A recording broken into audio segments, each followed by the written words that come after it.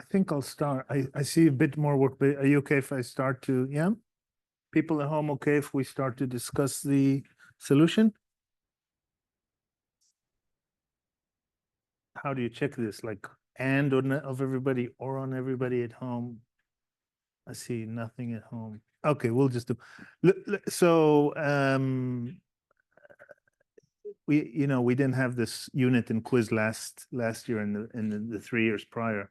And we discussed what we do the course a bit better because it's a mixed population, etc. Mixed population in the sense that some students have done a lot of programming, or some, not a lot, but have done some programming, and some have really not, right? So we thought this unit would kind of even things out a bit. Then we thought we'll do it for credit, but then at UQ we can't have too many assessments because I don't know, student survey, whatever. Then it wasn't for credit, but for the ones next year, if this would be like 5 or 10% of the grade, is it sensible? Who would think if for your little siblings doing it next year, should this be for credit? No. Oh, I don't see too many. No, 5%, 10%. Yes, no. Okay, I don't see. No, Vihim, you don't care about the siblings. Fair enough. All right. Okay, no, you just think not. So its practice is good. Okay, now the real quiz, the real one, and again, it's programming is hard to quiz, or at least I think it's hard to quiz. I think many people think it's hard to quiz, right? Because this course is, so of course you can go and you can see, and you will, as you prepare, you can see the 21, 22, 23 actual quizzes. It was in 21 because it was a first year, 2021, that is. Yeah, so we also made a practice quiz. You got like 4 example quizzes to practice on for the real one. Yeah. The quiz is in a while after. So your practice for doing the quiz is so Friday afternoon, 4 p.m. you hand in big homework. This is in week 6, August 26th, August 27th. No, it'll be August 20. I don't want to say end of, because then the Friday following August 26th, August 29th, I'm guessing. It's in the course profile. Okay, so the end of this week, and then the next week on the Tuesday, we meet like this on a Tuesday, we do a real quiz. Only administratively, we should have 100+ people, so we'll see what we do. There'll be maybe multiple copies, so your eyes don't have some pseudo effect there of this, something like that. Of course, nobody wants to copy, but with just when it's so crammed, it's hard. Last time I did such a thing was in 2017, like a quiz in class. It was online up to last year, right? And then that quiz, so to see what it would be like, here's like the one last year, but these were online. So for very special considerations, a few, people would do it online if needed, but the default's in class. Special is really special. Like you have to fly someplace because of X, Y, Z. Right, so you see it's a bit more text heavy, etc. But you could start looking at that if you're interested. But what you need to do is not prepare for the quiz, is just do big homework, right? Which is big, and do it, and also with your partner. If the partner leads a question, follow and connect to that question fully, so you own everything. There was a question on side note on how to do things. If you're on the same Jupyter notebook, of course you cannot write, not of course, but you cannot write together to the same Jupyter notebook. Okay, I mean, there are systems that let you do that, Google Docs or Word using Dropbox, etc., whatever. Okay, you cannot, right? So you can do a very complex process via Git, but in this course, we're just doing basic Gits. And by that, I mean that, you do differential merges, etc., different branches. I just suggest, if practically, not for both people to work at the same time on the same file. And if you do, you need to do some copy pasting if you have 2 versions, as you would have done through other things. Of course, Git, which you'll get some expertise in, but not full expertise. Git is a complex tool, okay? So Git allows you to manage such things. It's going to be, Git will be much more important in projects 1, 2, and 3. Okay, so that's going to be the actual quiz. Any more kind of those admin style questions? All right, let's speak about the solutions. Practice quiz week 2. And again, that quiz is also, it's not, I assume that this was not so difficult, but again, it might be that many people say it's not difficult, but there are 4, 5, 6, 7, 8 people that have programmed very, very little. And then, this thing might have been a bit difficult now because it's just kind of a new way of reading and thinking. All right. Question 1. Does anybody just want to say the answer that they got, first of all? 24. Anybody want to dispute that? Okay, so I'll go over the solution super quickly. Right, 24. So instruction pointer is here, meaning S in memory, you have S equals 30 for I equals 1 to 3. So now we are here. So now whatever S was, S is going to be assigned whatever it was, which was 30 minus I, which is 1. So S is 29. I go next time. Now I'm here. Now I equals 2 and S equals 29. 29 minus 2 is 27. I go for the third time, I equals 3. 27 minus 3 is 24. I print len 24. I get 24. Okay. All right. So what I did was like step by step, but after a while, you step by step kind of, we're humans and we like to cut corners. So we kind of figured what's happening, right? All right. That's obviously simple. I mean, they're all quite simple, but let's see. Determine the output. So we're defining here a function, add 7. Just at the end of yesterday's lecture, we said there's kind of a syntactically, when you see such code, you could have done something else just from a syntax code perspective. What could we have done? Right, exactly. Thank you. So what we could have done would be just not use a function keyword, not use a return keyword, just written, let me just open this here. So we could have just done,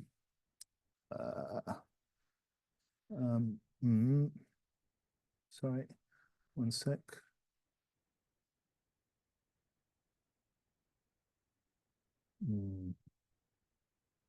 We could have done add 7x equals x plus 7. That would also define the function add 7. When I say define, it defines and says how it works, right? So that's exactly like that. Now, we also set a variable, everything that you see like this, unless you don't know where it is, so you think it's global. It's a global variable x, okay? X equals 50. But the kind of the tricky thing here is that this x is not this x. By the way, what's going to be the answer? 41. Anybody want to dispute 41? Going once, going twice? Okay, 41. All right. So thank you. So then add 7 is applied to 20. This x has nothing to do with this x, right? That expression, what's the so you'll hear more about this, but in Julia, everything's an expression. Everything has a value in a sense. What is the value of this expression that I've highlighted? 27, thank you. Then we're calling add 7, where we're putting here 27. So 27 plus 7 is 34, and yada, yada. And with that's 34, and we're putting 34 at 7, we get a 41. Okay. Of course, simple something in the chat. No. Okay. So 41, like you said. Okay, I'm not even going to write it, just to move on. 3. I think this one's slightly a bit more. So let's see. By the way, if there's like one name that you would call this, if you'd have to name this question, what would you name it? Yeah? Huh? Discrete mathematics, what was yours? De Morgan's law. Okay, discrete mathematics is the De Morgan's law, right? This is De Morgan's question, right? De Morgan is now, does anybody know who De Morgan was? I mean, big name in mathematics, contribution. I mean, De Morgan, you really had to work for your stuff. I don't know who they are. I don't know. De Morgan. Later, let's look up De Morgan Wikipedia. All right, so De Morgan, yeah, thank you, because this is De Morgan's law. Okay, so not A and B is like not A or not B. Okay, these two things are equivalent. Who has not done math 1061? Everybody here did math 1061. Wow, okay. All right, I didn't do math 1061. All right, so my bool result A is rand and bool. So here we kind of, right? So also this can be also in the main quiz where this might be syntax that, you know, are there people here that without this comment would have seen this and would have not been 100% sure what rand bool is? I would hope so. Yes, right. Okay, good. Right, because it's not so clear, right? But again, Julia, the rand function, multiple dispatch, many methods for the rand. When rand gets a type, just a type, it actually generates from that type. So it's just a random bit, you can say, but it's not a bit, it's a random Boolean value. Okay, but around, okay, so A is true or false, B is true or false. So C, we don't know what C is, and we don't know what D is, but we know that C equals D, right? So who saw this and it was not clear for them, which is possible that this always returns true? I mean, say high and proud. Was it clear for everybody? Good. Okay, good. So that was the catch here, right? So the catch here is that this function always returns true. Okay. So now the way to do it, so there's kind of two ways. There's, right, you've done about discrete math, etc., and you kind of see that logically that this expression is like this always, right? The other way is you actually just then go on all possible inputs. Now, does this function have inputs? It doesn't have inputs, but it has possible realizations, right? If you, who's done probability stat 2003, just out of interest? And who's not? Who's not done stat 2003? Okay. Okay. Yeah, it's too bad that that one's not like in our program like core. But so right, there's like 4 possible realizations, right? There's true, true, true, false, false, true, false, false, right? This is the 4 possible ways this function can run.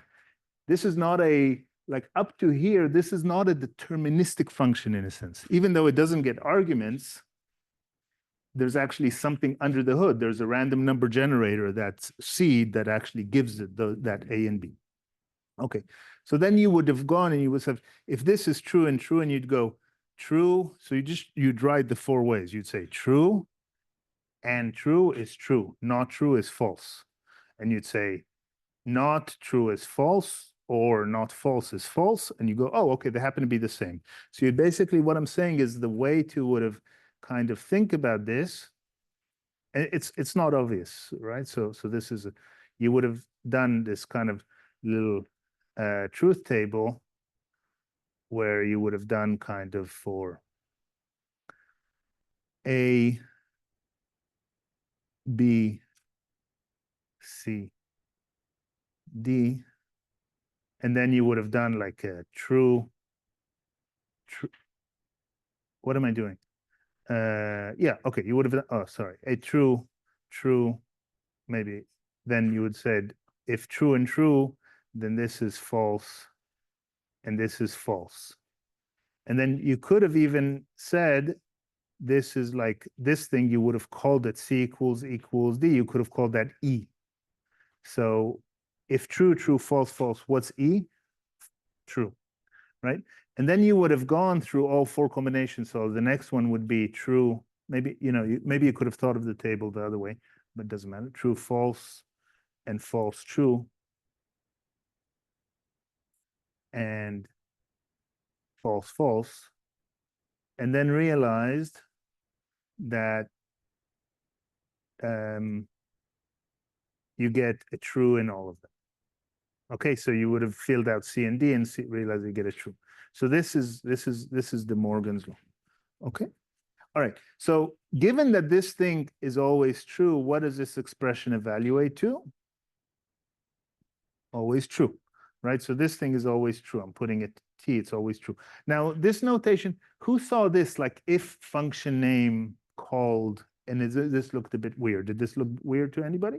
Good. Okay. Also, right. So we saw like with the syntax, and it's all about, just like in math, you can substitute anything. In programming, in a sense, you can as well, right? So we saw before,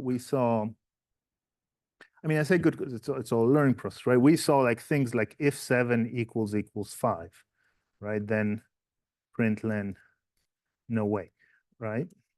But stuff like this. But we could have done a function which is function my b, which says return false, And whenever I call my B, like my Boolean, okay, it gets a false, right? So I could have, of course, that's not about 7 equals 5, but I could have put here my B, right? And it's also not printing anything because no way, because it's false, right? So this expression is valued. So this might have been a bit odd, but now if you know that this is all true, then kind of the second part of the question is this code. So it says if true, then, and was this foreign to anybody? I mean, we spoke about it, but of course you don't need to know everything we spoke about. Was this foreign to anybody? Okay, so S equals S plus 1, right? So you start at 0 and you just accumulate. So S, what's the answer? 1,000. Okay, so who didn't get 1,000? Raise your hand high and proud. Good. Okay, that's good. Thank you. Good. I'm happy because if it's too easy, it's this. All right, good. A bit of challenge. All right. Those on YouTube also didn't get 1,000. They still haven't watched this. Okay. All right. So those on YouTube, did you get 1,000? Be honest. We don't know. Okay. So that's it. Questions about this? Yeah. Yeah. So it uses a deterministic process, but how strong is like the random process? Oh, okay. So the question is about how strong is a random process. So you'll actually in unit 7, you'll discuss a bit about random number generators, but not the whole story. So the fact is, I think the current random number generator is something called a Mersenne twister, which is strong. What does it mean that it's strong? Well, first of all, we'd want that, okay, this is, by the way, random true or false, right? But let's first of all agree that you can always do a random true or, like if you have a random that gives you a number between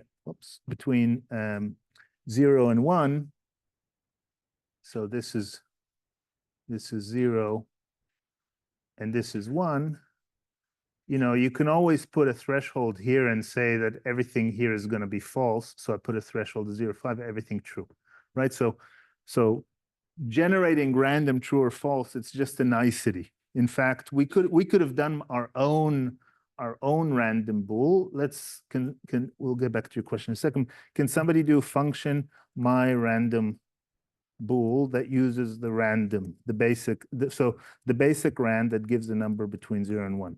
Can somebody suggest this function?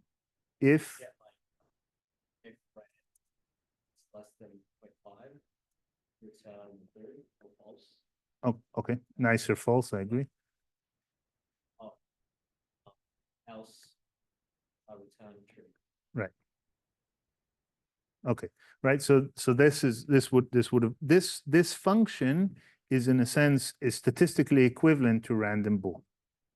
Okay. Of course, if I run it, maybe it'll be true, maybe it'll be false. That's statistical equivalent. We want to see it has the same. Okay, so now back. So the whole true false is not. Now we say that random 0, 1. Now, frankly, the random number generators, their mode of operation is not between 0 and 1. It's between 0 to 2 to the power 64 minus 1. So all of the integers. And you'll speak about this more, right? But then if you have 2 to the power, like all of the possible integers, then you get that whole value and you divide it by the max value and you get something in 0, 1. Okay, that's it. So they go through integers. Now, how good are they? They're as good as they can be. And what we want is, first of all, we want a uniform. So so we want a uniform distribution. I said that Julia is not responsive, right? So I think this is the first time I've ran plots in this environment, and now it's gonna this. So we'll see this in a second run. So we'll want that they'll have a uniform distribution, but we'll also want that the values are as independent as possible. So here's a histogram of this, right? So this looks roughly uniform, but of course, even if we had numbers that are sequential, it'd still be uniform. So we'd want also, if we just do plot of data, and we want to see that, let's do scatter data. You know, there doesn't seem to be some correlation between them, at least not visually, and there's statistical tests for this. Okay, and it's pretty good. So Mersenne twister is pretty good in the sense that unless you're doing highly specialized simulations with 2 to the power 50 runs or something like this, you could treat those numbers as random. That's the source of problem doesn't come from that. In the earlier ones, something called linear congruential generator wasn't as nice, but like the one in Excel, for example, is not so good. Okay, and if you're using that in some scientific computing, it's So it's not, I guess, strong enough for like security purposes. that I don't know actually. So I don't know enough about cybersecurity, right? So indeed, security hash values so have random values all the time, right? But I'm not the person to tell you because I know very little about cybersecurity. But in these fields, like they seem very different, but they're actually very connected, right? Because whenever you have like the random code, when you do you guys need to do login as well, two-factor authentication, right? So these random codes are of course also generated randomly, but generated randomly with telepathy, right? So both you and the server have the same seed. But I don't know. Okay. Yeah, I mean, more on that on unit 6. So that's it. Okay. So did we have a question that we've been avoiding here? No. So we're running this and summing it up. That's it. Moving on. Thank you. All right. So moving on. We go to the next one. Determine the output. Who's brave enough to say the output? All right. Who's brave enough to dispute that result? You're all cowards. Okay. No, I'm joking. Okay. So parse flow 2.3. What's the value of this expression? Flow to, and that equals 2.3. So what's the value of this expression? True. True, or do I even care what's here? No. Okay. Is this true, by the way? False, but I don't care. What if this was an and? What would be the result? False. Okay, good. All right. Okay, write code for a function. Find first character index. So this is right now, this here is in like the docstring of a function. Let me show you something. So we'll call find first character index.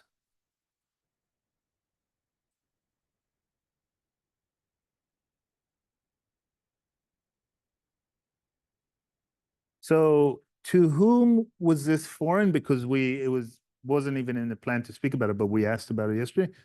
Was this okay? Yeah, right. That's okay. So what does it mean? Can somebody else say what this means? Because we spoke about this briefly yesterday, but the syntax colon string and colon char. Yeah. Right. Anything else? Right. Perfect. Right. So this says the function works on this and on that, right? On characters as a second argument, string on the first argument. By the way, the order of arguments in functions matter up to, I could have had like, after a semicolon, I could have had what's called keyword arguments, but you'll get to that later. Okay, so in language, who's used R a lot? I know not many, but some, right? In R, orders of arguments actually don't matter, and it's all the names of the arguments, right? And in Python, you do have both keyword arguments and ordered arguments. So here, these are like the keyword arguments. You'll get to this a bit more, so you can name them. But and okay, doesn't matter now.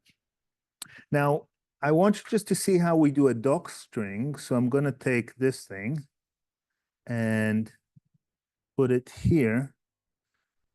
Oh, okay. So for this, let me also show you something else. So we're digressing a second. So this is some string, right? This is a string. Okay. Now this is some string. So this is what you call a multi-line string. You know this from Python, I assume, right? So this is also some string. Okay. Now, why is it represented like this? Well, because the Jupyter environment prefers not to show me this \n is this enter, and then you have some spaces. But if I do my story equals this, and then I do println my story, then it's going to be displayed like that. Okay, so \n, right, is a string. Okay, now why am I showing you this multi-line string? because in Julia, the way that you write the description of what a function does, and this is always good to do, is you actually put a multi-line string above the string name. Okay, it's different than Python, right? What do you do in Python? Under, right? Yeah. So in Python, it'll be like def find first car index sc, and then you'll put comments, I believe, right? Doc string here. Is it? Okay, I see. I don't do enough. So okay, but okay. So docs here. Now, why do I say this? So look, I'm gonna run this. Okay, so of course we don't have Python, so let's delete this. So I'm going to first of all just delete this, run the function. By the way, is this valid Julia code if I run this? What's the return value of the function? Nothing. I think that's the case. Let's see, by the way, let's do type of this on hello. And how do I do a character? Single. Yeah. Mm-hmm. Why is it a syntax error? Right, thank you. Nothing. Okay, so the return function. So this is a valid function. Let's do question mark on find first char index. So now I'm kind of looking for this documentation of this function. No documentation found, but it actually tells us where it's defined. It's defined in 19 here in line 1. Okay, great. Let's put a doc string. The doc string is kind of says how this function behaves. And it's going to be this. The function takes a string s. Now, I'm going to do this. What's this? Does anybody know what I've done here? Verbatim, yeah. Mm-hmm. In what language is this? Markdown, right. So doc strings can be in Markdown. Now, you haven't learned all of Markdown. And have you taken the UQ course on Markdown? No, there's no such course. I mean, it's a 5-minute thing, right? But there's just some instructions on Markdown. There's a few things. So one of the I've showed you a few things in Markdown. Maybe you haven't seen this. This puts it in like text, which is kind of computer text. And it's kind of common to put this because then C and these are part of the text. So is 0. Okay. Okay, so if now, once I've rerun the function like this, let's now do again help on the function. Look how cool. The function takes a string, etc. So in all your projects and homework, etc., you can just put a little description above every function that you do. Okay, and then if you do help, you get that help. Right? This was at S and at C, etc. Okay, so who wants to narrate the function? Go for it. Yes. So I'll start with index receives 0, equals 0. Mm-hmm. Then for I in, and I couldn't remember if it starts at 1. So I in 1 column length of S. So len S, not sure if it works. One kind of length of S. Yep. Mm-hmm. And then inside of it, if S opens square bracket I Mm-hmm. equals C, Mm-hmm. then index receives I, Mm-hmm. and then end again, and return index. Ooh, a few assumptions there. Okay, now would you want a grade for this one? Yes. You sure? That's it. Yeah. Is it good to If it's taken out, is Francesco doing a good thing getting a grade for this one? I think it will return the last index. Oh. So true. You get a grade for bravery. You get a grade for bravery. Okay, good. Okay, good. All right, good. All right. So what happened here? All right. So interject with any question. All right. So find first carrier index. Okay, index equals 0. I is in one length. Oh, so both of us claim it returns the last one. Let's first of all see this. Okay, so let's do find first char index of hello. Hello. AI for the character E. Okay, what should be the return value? What we would have liked? 2. And we claim it's going to be 1, 2, 3, 4, 5, 6, 7, 8, 9. Okay, right? Okay, but good. I mean, pen and paper is pen and paper. So first of all, in the real, oh, good, of course, and thank you. Right. So in the real quiz, of course, write it and then forget everything you wrote, and whatever you wrote, treat it as your little Frankenstein, and then something that was created, and run it and run it in your head step by step, right? And see. Okay, so index equals 0 for I in 1 to length s. If the string equals C, index equals I. So in this run, how many times view line numbers? How many times did line 9 execute in this run? 3, right? So in each time we did this, it executed 3, and then index was now at the end returning. It's good. Okay. All right. But Francesco, you get to fix it. How do you? Yeah. On the screen, you can. Yeah. If I did a break, would I break the if or the for? I think it's the for. Yeah. So right. Yeah, I see this. Right. So if it break if's the for, right? And of course, because the if is like often you would break only if something happens, right? Break if's the for, but you don't even have to break. You don't have to finish the loop to completion. Maybe it's like your personality. You start something, you like to finish it. You got the string, you want to go all the way to the end. Right. So your change is return I, right? I mean, if you give it the text of the whole Bible and you want to see the first time that the letter D appeared, you don't have to go.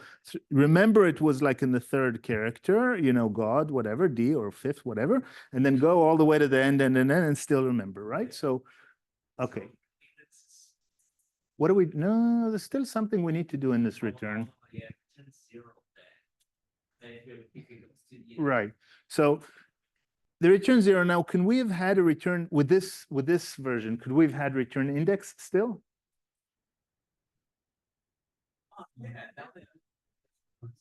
Right, because if we never right, so there's all these things, right? If we never had line 10 happening now, then it was easier. But actually, so now we look at this. So this first of all is valid code. Okay, so that's good. Now, so the second, but let's now do just some improvements a bit. It's all good, right? So some improvements. So first of all, it's good sometimes to have variables if they kind of tell us something. Is 655? Oh no, okay. If we do, but can we do this without the variable index? This version, right? So let me delete this. Still return I, right? And what do I write here? 0. Okay, good. So let's see, and let's do a version like this. B, 0, right? There's no B in hello. Okay. We could have also had, if you want, just so you see something else, I could have done enumerate. Who knows this enumerate from Python? Okay, good. Okay, so enumerate works like this. Enumerate S, and I'll do an I comma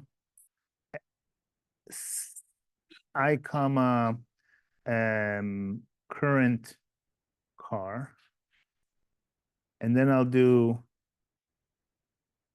current car. Of course, we didn't see enumerate before. Equals, see you guys. Current car, we'll finish just in 7, but this current car equals C, return I. Okay, so let's just see a second how enumerate works. Look, for AI in is just like that in the mathematical enumerate enumerate A, B, C. Okay. At show A and I and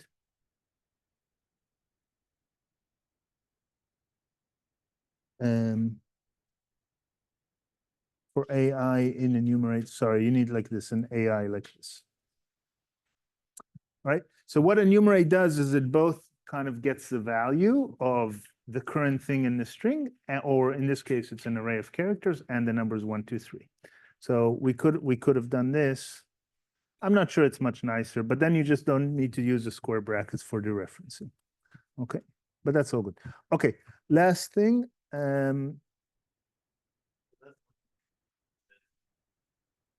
Yeah.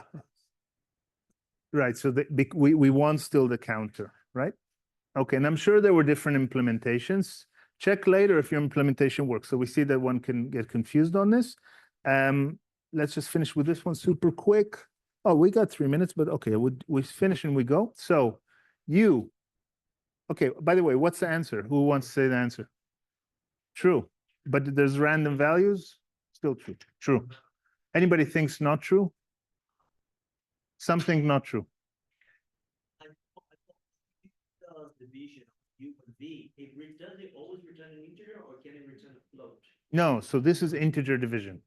This is like division, which in Python, if you don't, is slash slash. So this is division when I ask well, I used to when they were smaller, my kids, you know, how many 3s fit in 16?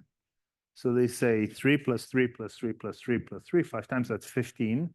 So 5 times, right? So 15 div 3